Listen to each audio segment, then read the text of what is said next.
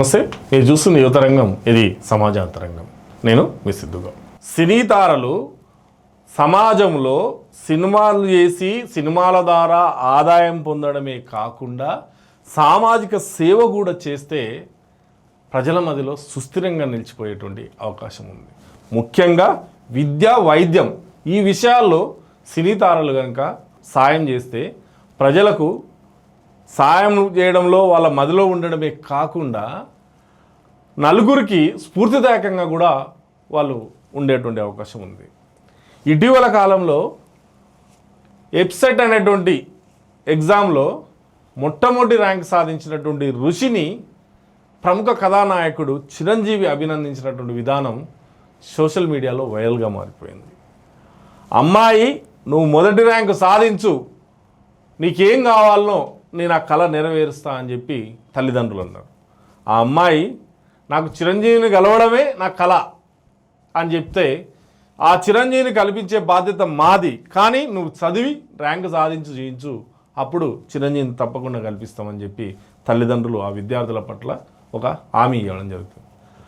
ఆ విద్యార్థులు ఆ రోజు ఇచ్చిన హామీ నిజంగా నిలబెట్టుకుంటారా లేదో తెలియదు, కానీ విద్యార్థి మాత్రం నేను ఫస్ట్ ర్యాంక్ సాధించడం చిరంజీవి గారిని కలవడం కోసమే అని చెప్పి తన కెరియర్ని ఒక ప్రణాళికాబద్ధంగా రూపొందించుకొని ఆ ప్రణాళికాబద్ధంగా ఎప్సెట్ ఎగ్జామ్లో మొదటి ర్యాంక్ సాధించింది ఆ విద్యార్థిని.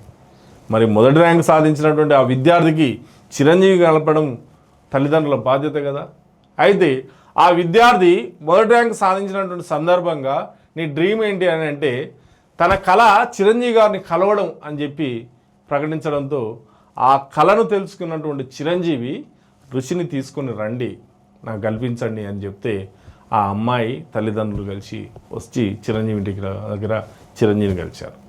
అయితే చిరంజీవి, నన్ను కలవడం కోసం నువ్వు ఫస్ట్ ర్యాంక్ సాధించినావు, మరి అసలు నీ ట్రూ డ్రీమ్ ఏంటి, నీ భవిష్యత్తు, నీ కెరియర్లో నువ్వు ఏం సాధించాలనుకుంటున్నావు అని అడిగితే, నేను ఐఏఎస్ కావాలనుకుంటున్నా అని చెప్పి ఆ అమ్మాయి చిరంజీవి గారి ముందు ఆనందంగా అభిప్రాయాన్ని వ్యక్తం చేసింది. నువ్వు ఐఏఎస్ కావాలనుకుంటే, నువ్వు ఏం పట్టుదలతో చదవాలనుకుంటున్నావు చదువు, నీ చదువుకు సాయం నేను అందిస్తా, నీకు ఏ సాయం కావాలన్నా నీ కుటుంబ సభ్యుడిగానో నీ సోదరుడిగానో నీకు అందించడానికి నేను రెడీగా ఉన్నా, మీరు మొహమాట పడకండి, కానీ అమ్మాయిని ఐఏఎస్ తయారు చేద్దామని చెప్పి ఆ తల్లిదండ్రులకు వెన్నుతట్టి ప్రోత్సహించాడు. దీంతో ఆ తల్లిదండ్రుల ఆనందానికి అవధులు లేకుండా పోయాయి, ఆ విద్యార్థిని ఆనందానికి అవధులు లేకుండా పోయాయి. అంతేకాదు, ఒక ల్యాప్టాప్ ఇచ్చి ఒక ప్రోత్సాహక బహుమతిగా, ఒక కానుకగా అందజేశాడు. నీ భవిష్యత్తుకు, నీ కెరియర్కు నేనున్నా అనేటువంటి ఒక భరోసా ఇచ్చాడు. సినీ తారలు అలా ఇచ్చేటువంటి భరోసా ఆ కుటుంబానికి వెలుగునింపడమే కాకుండా ఆ ఉద్యోగం సాధించినటువంటి ఆ విద్యార్థి భవిష్యత్తులో సామాజిక సేవ చేసేలా ఒక గొప్ప స్ఫూర్తి అందుతుంది.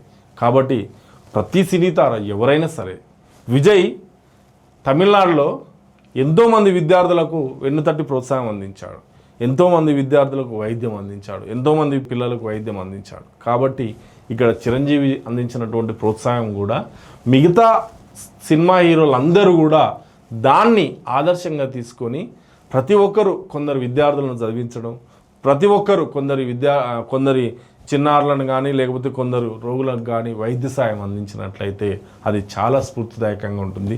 సమాజంలో వారి యొక్క పాత్రతో పాటు వాళ్ళ పేరు కూడా చిరస్థాయిగా నిలిచిపోయేటువంటి అవకాశం ఉంటుంది. కాబట్టి చిరంజీవి దారిలో మరింతమంది కొనసాగాలని కోరుకుంటూ ఇది ఈరోజు టాపిక్. ఇంకో టాపిక్తో వెళ్దాం. నమస్తే.